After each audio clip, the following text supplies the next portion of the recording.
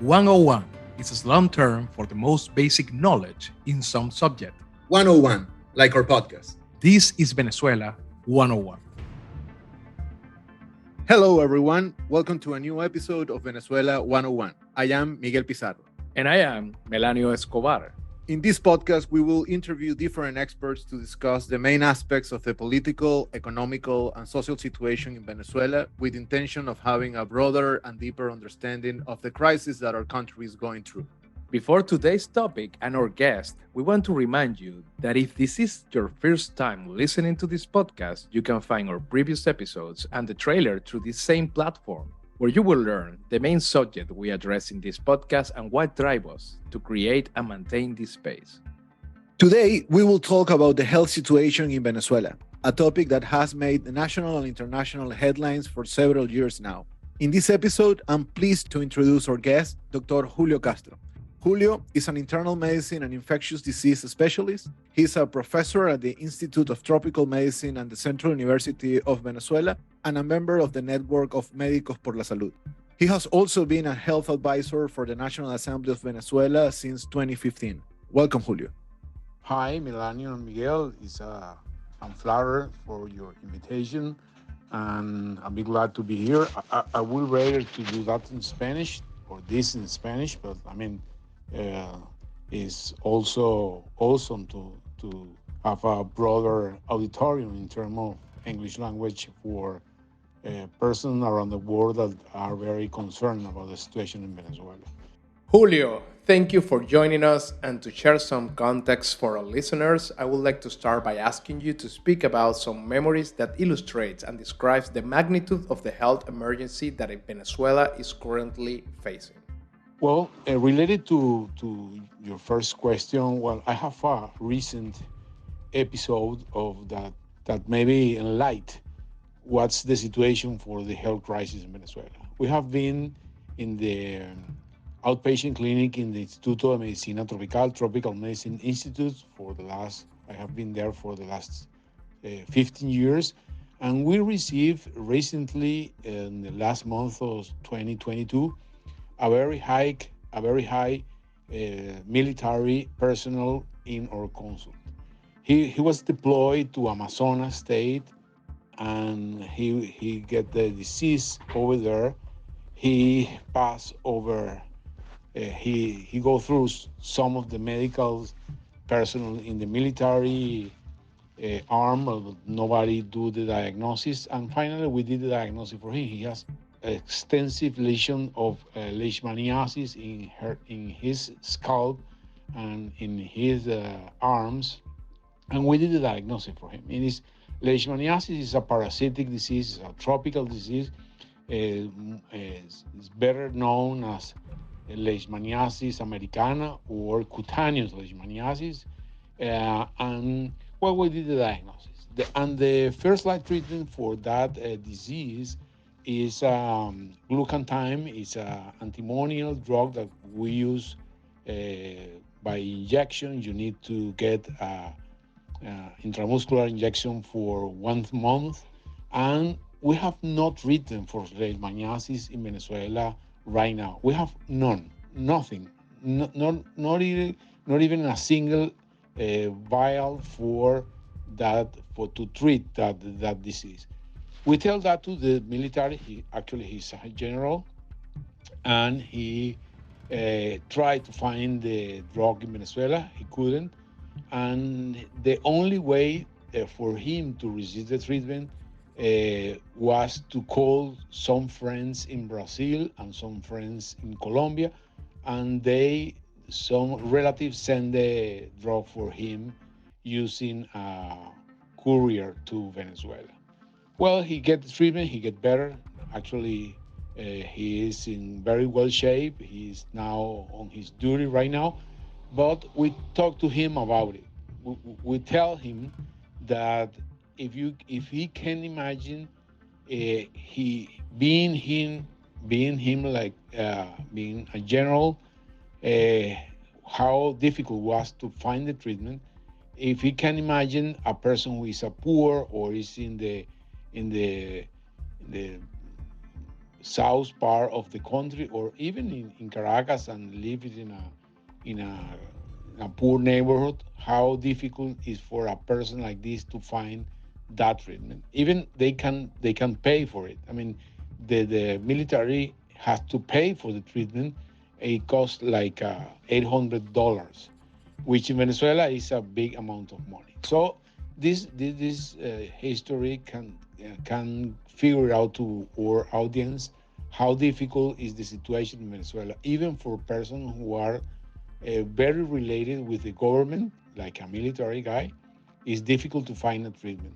Actually, we are trying to do some lobby with international organizations, trying to find treatment for leishmaniasis and other tropical diseases like tuberculosis, dengue, and other tropical diseases which are very frequent in our daily basis. Over the past 10 years, we have seen the health situation in Venezuela deteriorate. The state of hospitals, the scarcity of supplies, the working conditions of the personnel, and we understand that all of this is part of the complex humanitarian emergency that the country is going through. But in your opinion, when all of this emergency began, what was the trigger of all this situation? Related to your second question, I mean, it's difficult for us to go back in time and trying to figure out when the crisis began. I mean, when I was a medical student in the 90s,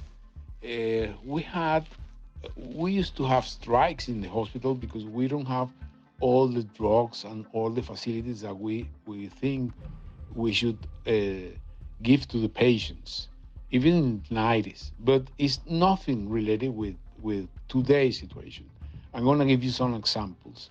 We are doing the National Health Survey, which is a initiative from one of my one of my groups that working as an NGO in Venezuela. It's a doctors NGO, and we monitor different indicators in the hospital life.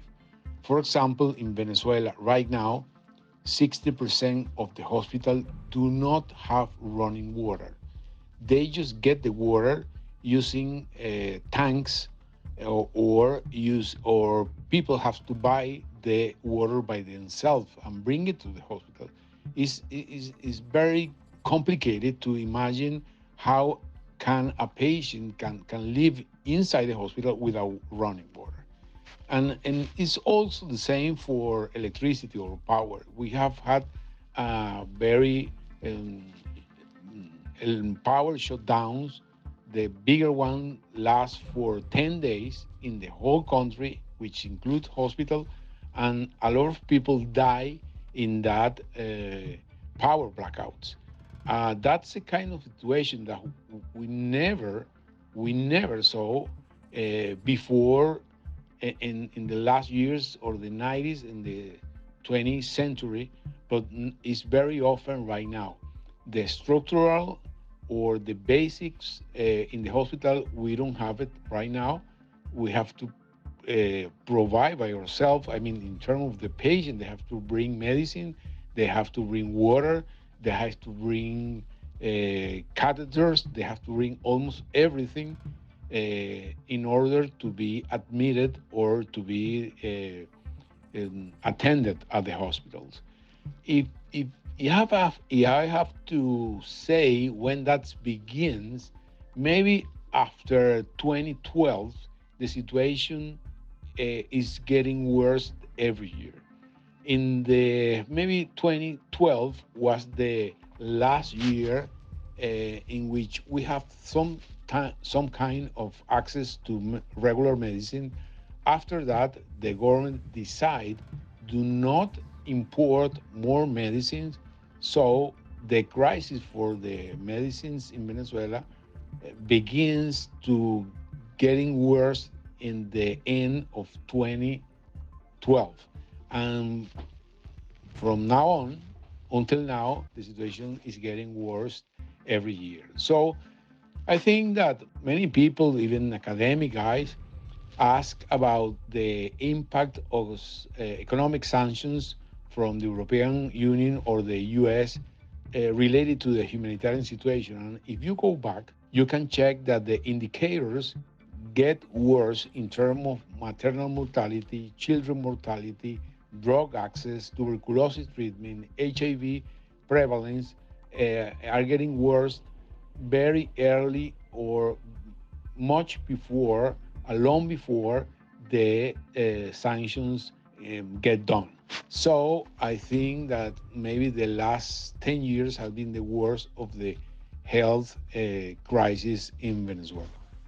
Now, the network of Médicos por la Salud, of which you are part of, has conducted several editions of the National Hospital Survey.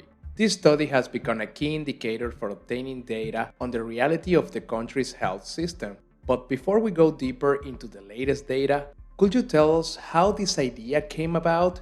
Since when is this study being conducted, and where does the data come from, and what areas does it cover? Well, Melanio, we have an interesting history related to the National Hospital Survey. In 2013, when we have strikes in the streets in Venezuela, a bunch of medical students organized themselves for attend the patients on the streets. Most of the organization was on a structure at that moment, and they finally do some roll list or take the data from the streets of the person who were injured in the strikes in the streets, and have a kind of list, everyday list, trying to deliver to the relative of that patient where they were sent, in which hospital they were, what kind of lesion do they have in the streets, and they create a Twitter account, and in the Twitter account they write down that information. That information was very useful for relative or even for fathers, parents, or other relatives to know where the relative were sent. In some cases, some of the patients were sent for jail or for another kind of government reclusion site when nobody has access to them. So that information was very useful for to organize or to know where the patients were at that moment. When I saw that as a teacher of the university, those students, I reached them, I contact them. So we have a meeting, and I say, well, you have a network, a national network for information, which is very useful for us. But we have to move on to try to pick up information in the hospital where they when they were medical students, they doing the internship or so, and we have to structure that information for the community to know. So we structure a network of medical students, and we did first we did a digital survey.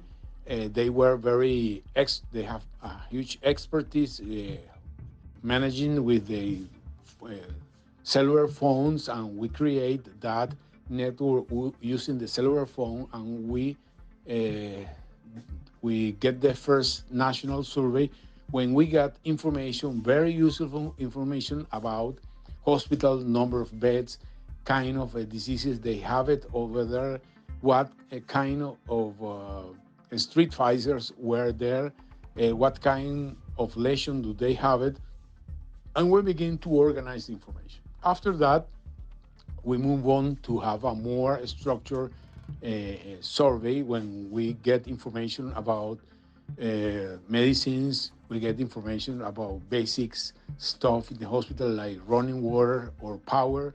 We get information about elevators, about operating rooms, about personals, number of nurses, number of doctors in the emergency room, and the information that we have right now is the evolution of that first survey.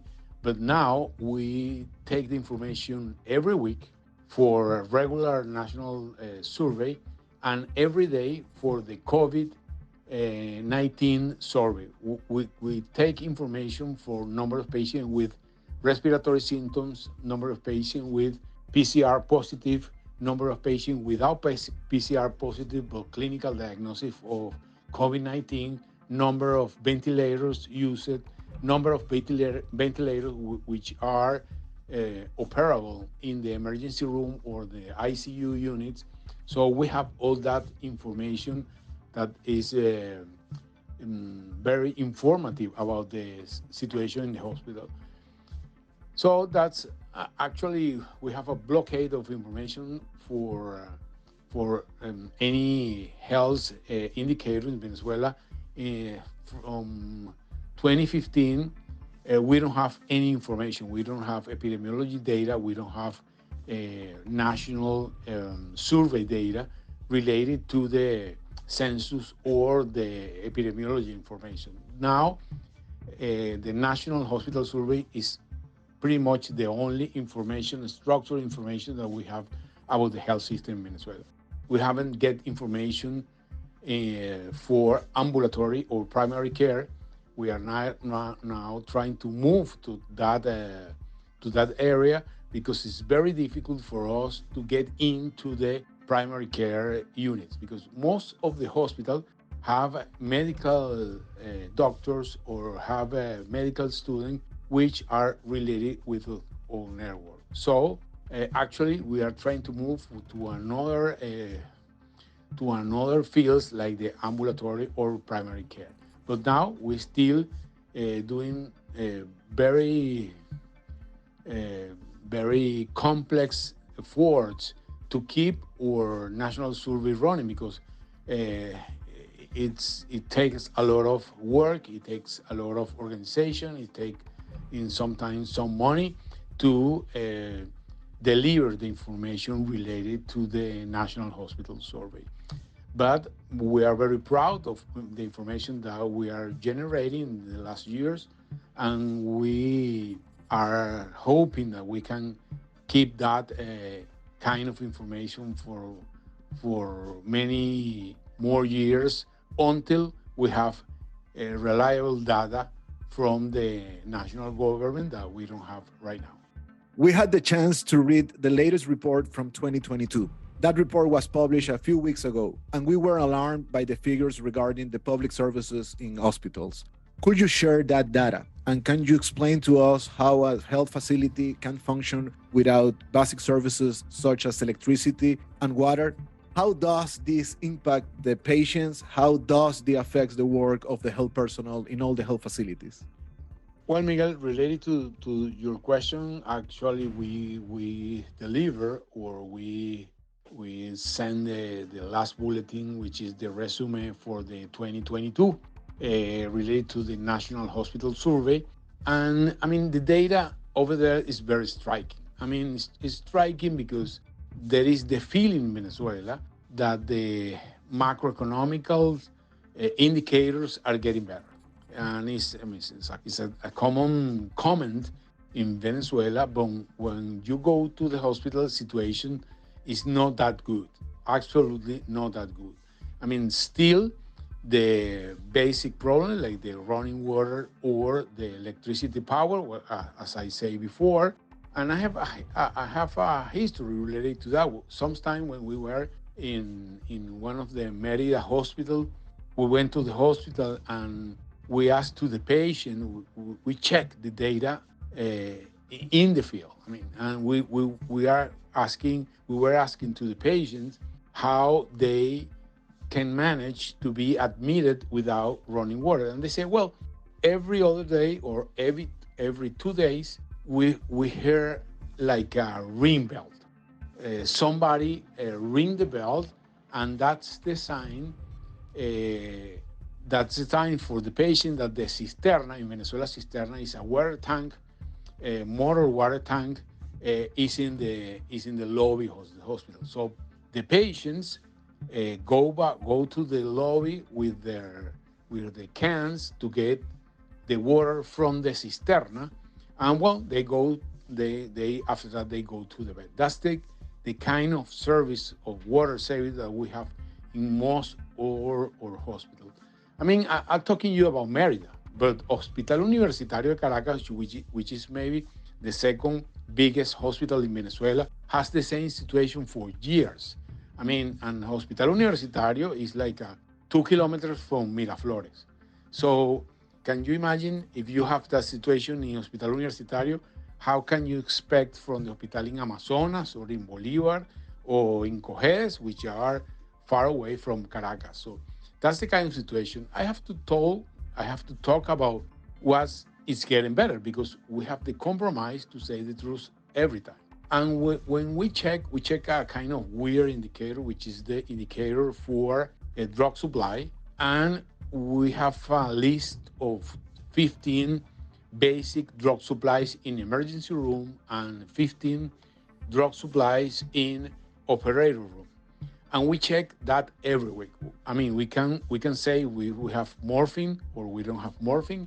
We can check if we have antibiotics, simple antibiotic as ampicillin, or we have bicarbonate, or we have adrenaline in the emergency room. We check that every week in every one of the biggest 40 hospitals in Venezuela in 24 states. So when we do the math for the every one of that medical supplies or drug supplies in the emergency room, we have an average of the shortage of those drug supplies.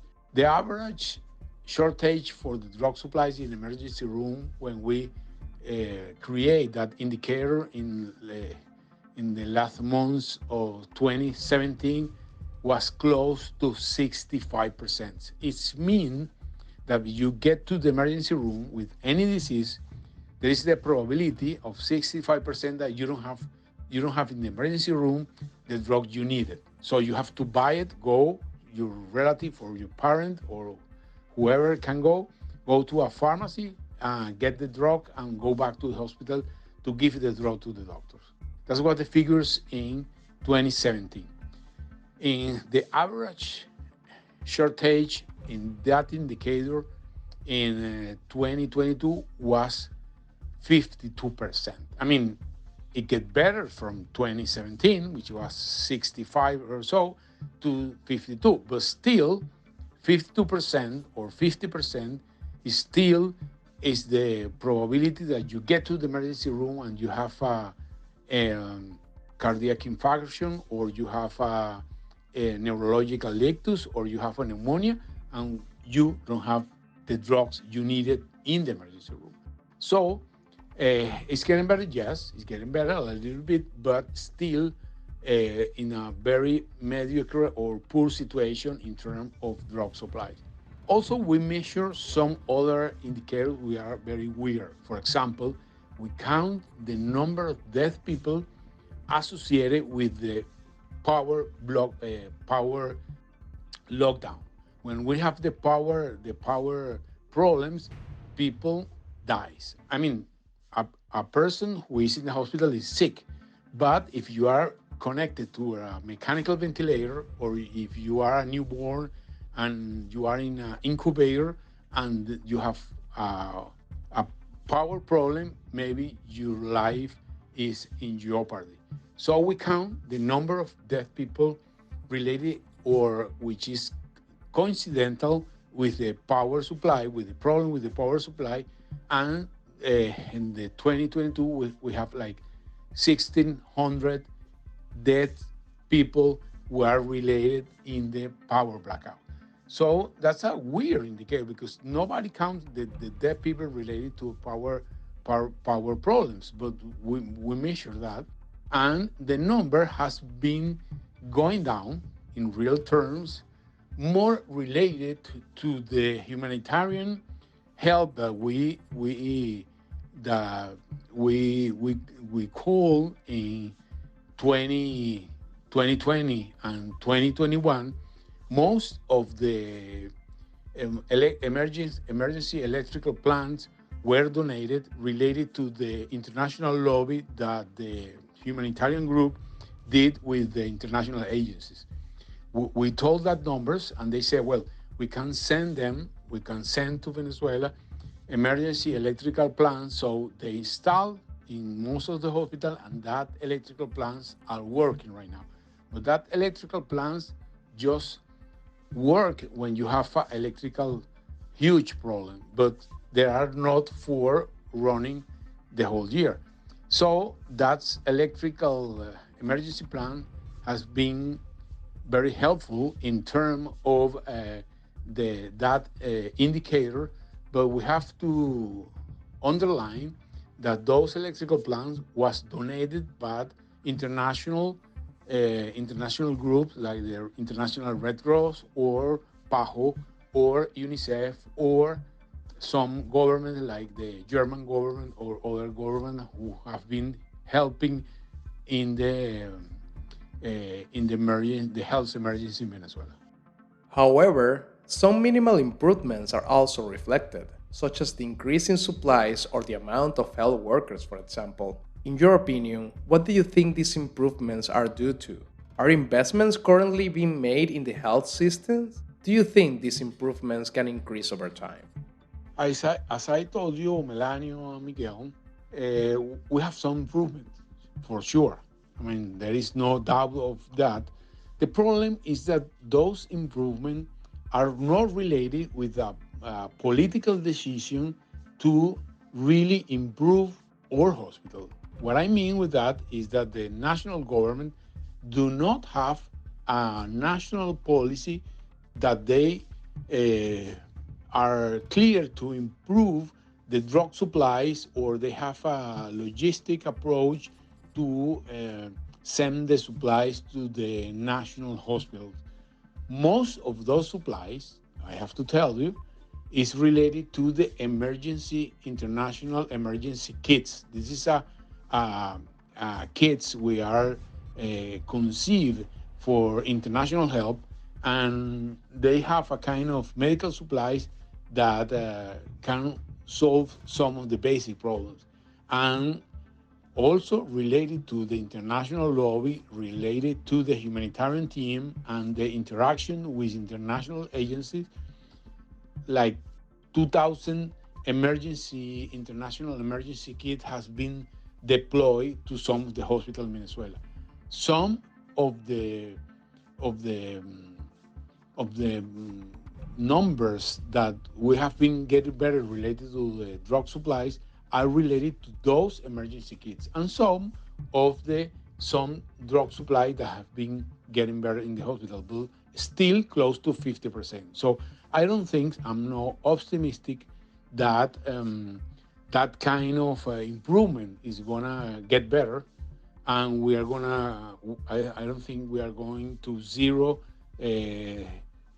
shortage of drug supplies in emergency room. I mean, we are stable, close to 50%, and actually it could get worse because Venezuela has in the eye of the storm or in the eye of the news 2 or 3 years ago, but now is Syria, and most of the donation programs related to international agencies um, are getting worse or are getting less funded. So I can foresee that maybe that numbers are getting worse in the next months or years. Julio, this month marks 2 years since the first COVID 19 patient was diagnosed in Venezuela.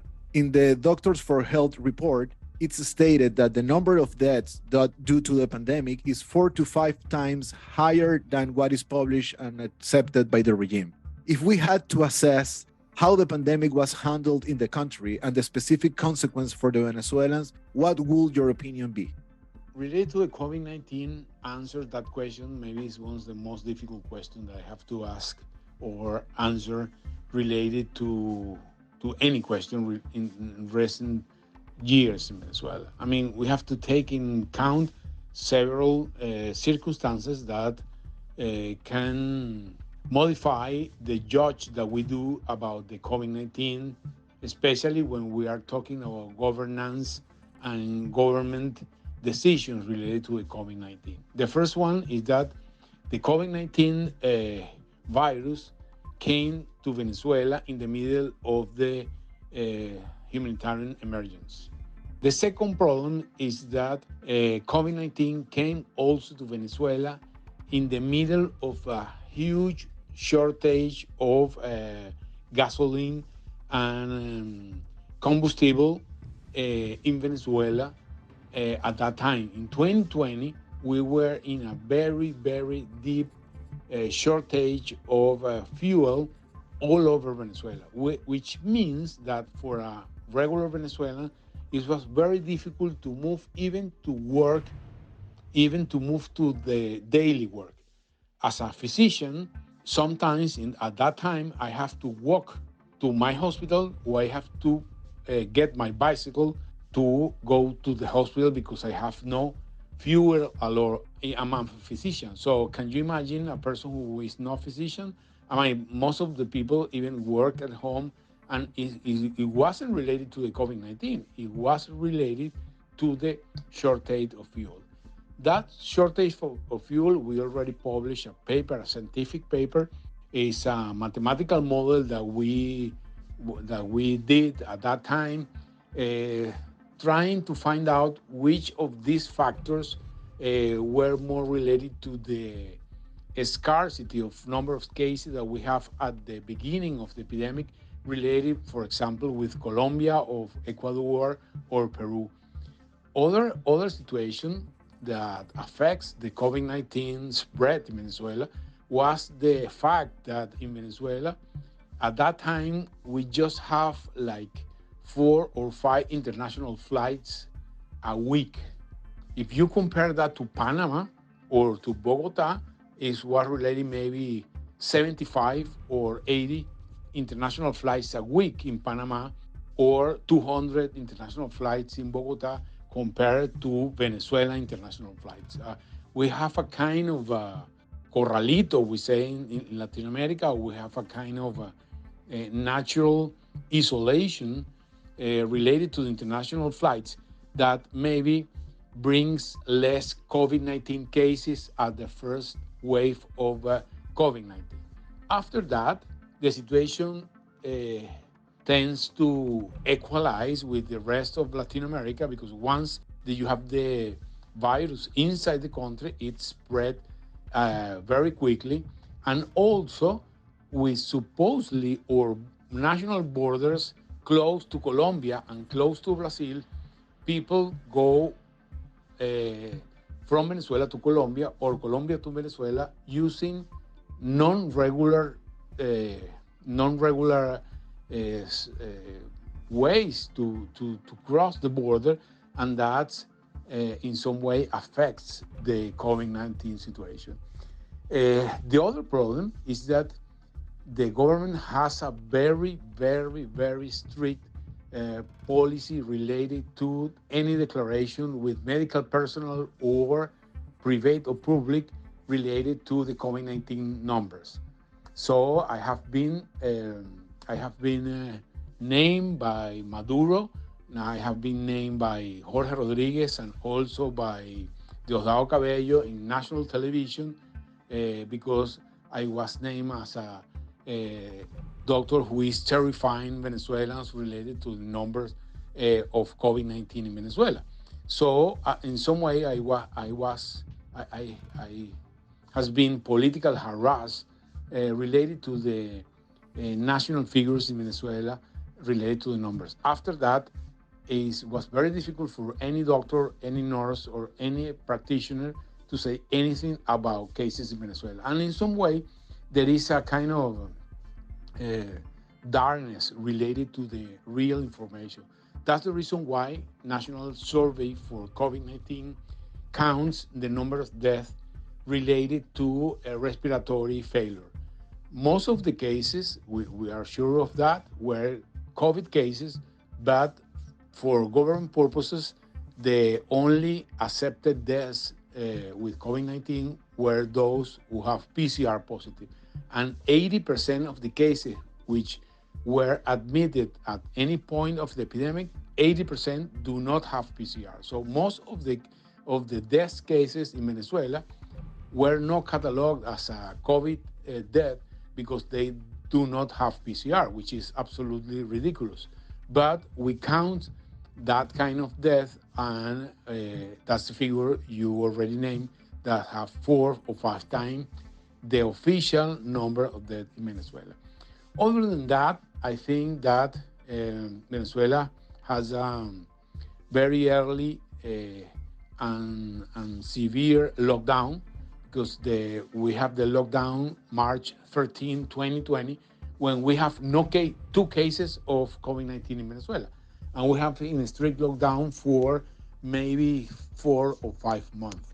In Venezuela, in some way, the decision for clearing up the lockdown or installing the lockdown were more political decisions and not epidemiological decisions.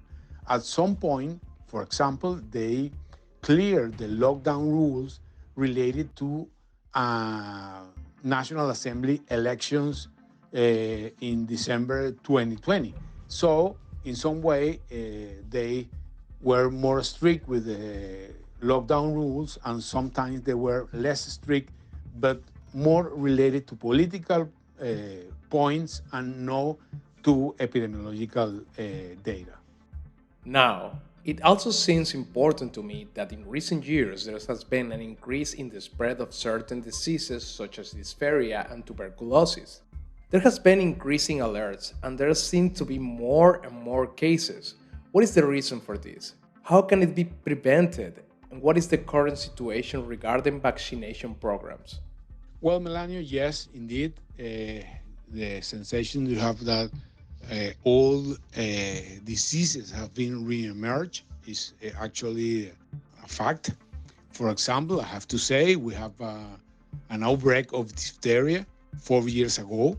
Actually, now we have now another outbreak of diphtheria. We have an outbreak of measles 5 years ago also, and 4 years ago. We have a double outbreak in 4 years ago, diphtheria and measles.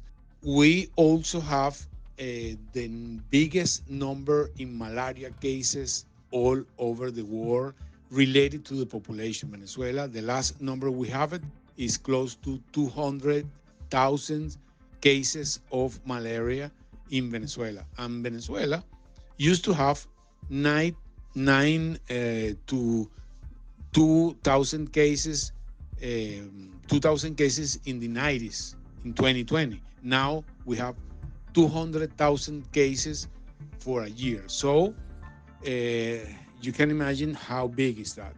What's the reason for that? Well, I mean, we cannot explain all the diseases with the same reason.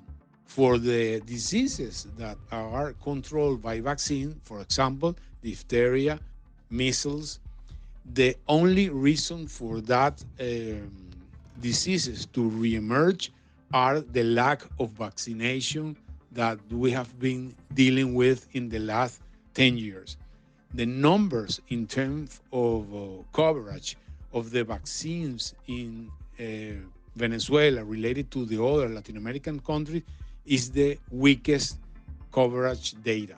I mean, for example, for measles, the coverage is around 50%, so mostly 60%, which is the worst numbers in all Latin American countries. So that's the reason why some of the vaccines, preventable diseases are re-emerging. But for example, for malaria, we don't have a vaccine for malaria so far. But for malaria is the lack of programs or funding to fight those diseases.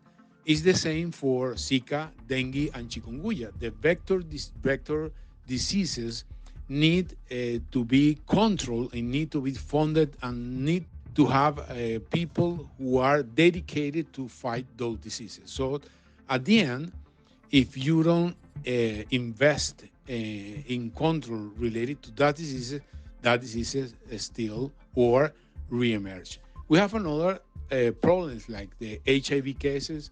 We have other problems like tuberculosis cases. We are pre-related each other, tuberculosis and HIV.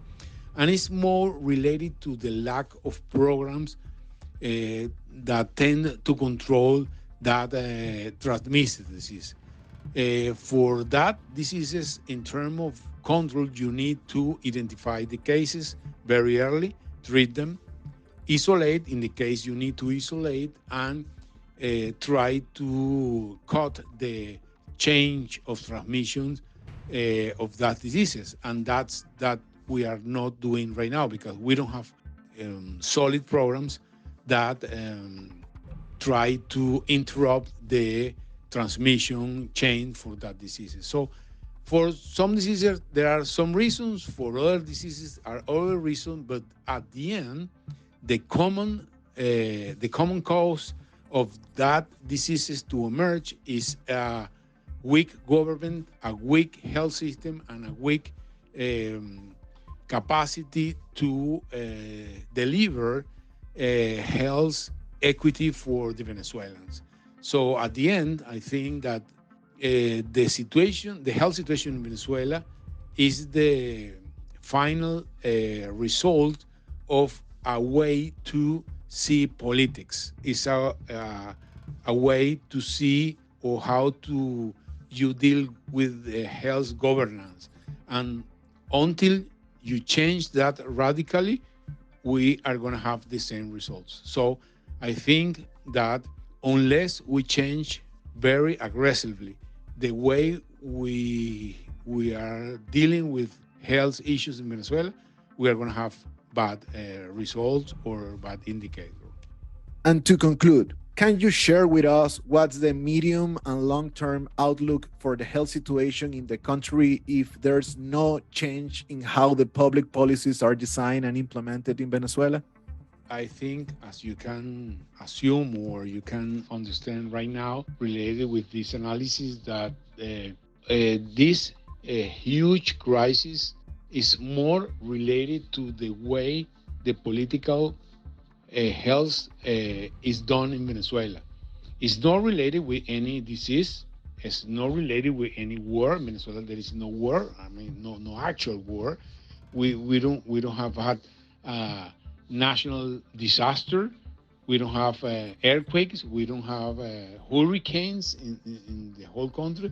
But the numbers or the indicators, in national health indicators that we have in Venezuela, is like we have a huge impact in terms of national health.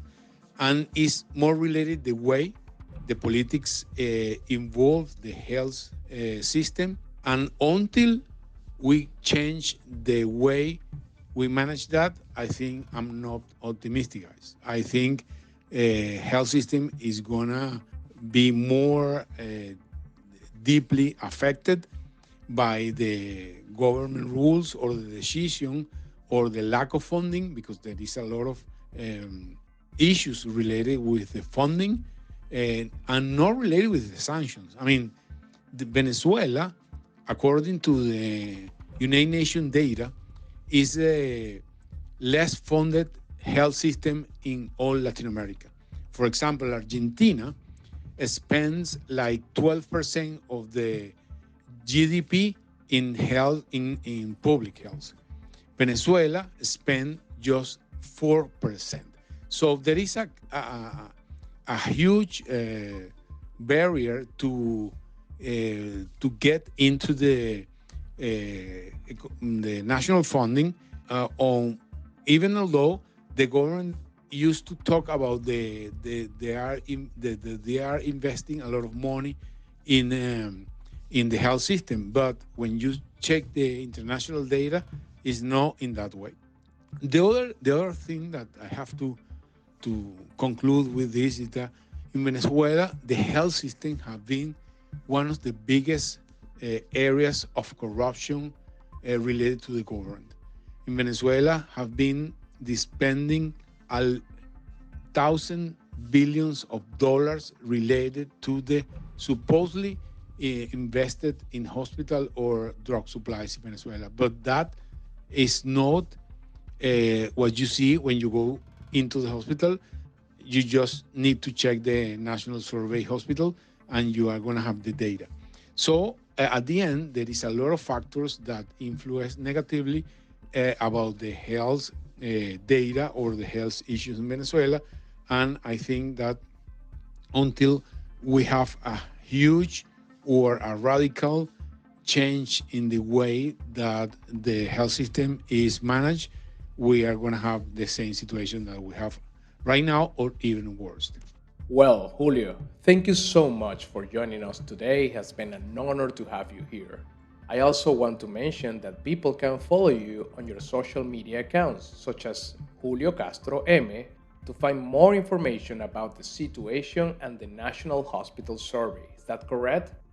Well, guys, thank you for invitation. I'm sorry for my English for not so be so clear or so academic, but I think that trying to deliver information to the international community related to the situation in Venezuela and the actual situation is very helpful for me, for everyone in Venezuela.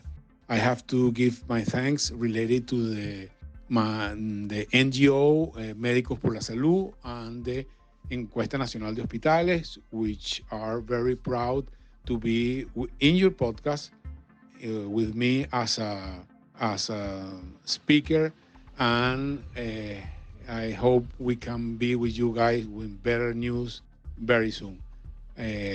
We need you. We need you very much. And well, I have to congrats you guys for this initiative of delivering information related to the Venezuela in those fields. Thank you, and we still in touch.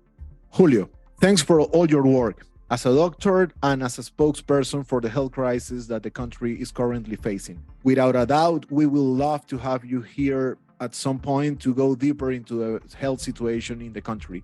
Thanks everyone for tuning in, and we will be back again in 2 weeks with another episode of Venezuela 101. This was a new episode of Venezuela 101. If you like this podcast, share it, spread the word with your colleagues, family, and friends. Follow us on our social media at Miguel_Pizarro, at Melaniobar, and don't forget to subscribe and leave us a comment. Please tune in again in 2 weeks with new guests on Spotify, Apple Podcasts, Google Podcasts, Anchor FM, and YouTube.